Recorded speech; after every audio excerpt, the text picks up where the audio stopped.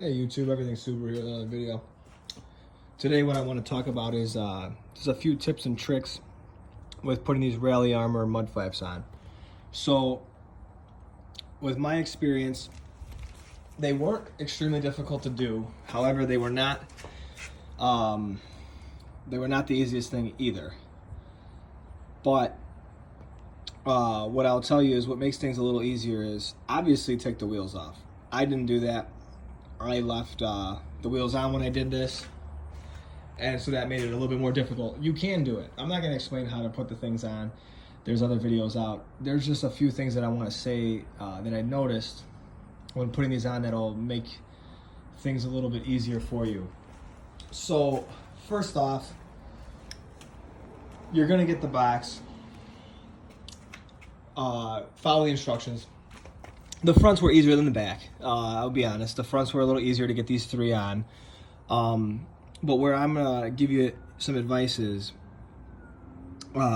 these don't sit perfectly around the bumper. Like you can see mine are now, they're contoured with the bumper. So there's no wiggle or gap. And that's the same thing on the back.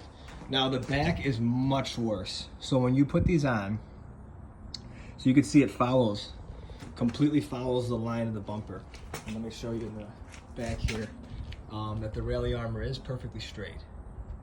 So what'll happen is when you put these on, there's going to be a lot of flex and like flap going in this way here, and then the bottom was like pushed inward, which it looks so stupid. I was messing with the fitment, I was messing with the bending, the rails that come with it, and none of that helped.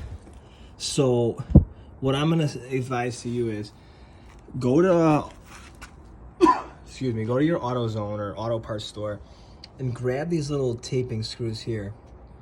I don't know the exact size. They're all over there. You go to the spin rack in AutoZone or Advanced Auto, they're all over the place. All this is just plastic. You know, you can drill through it. It leaves those small little holes. It's just plastic. I had to put one up here and I had to put two down here.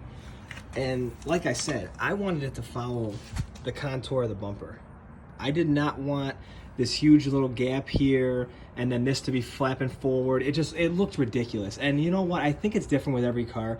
But from the majority, if I go to the dealership and people have this on their car and I look at them, they don't follow the contour of the bumper. It's a great product. Don't get me wrong. I'm not saying anything against the product.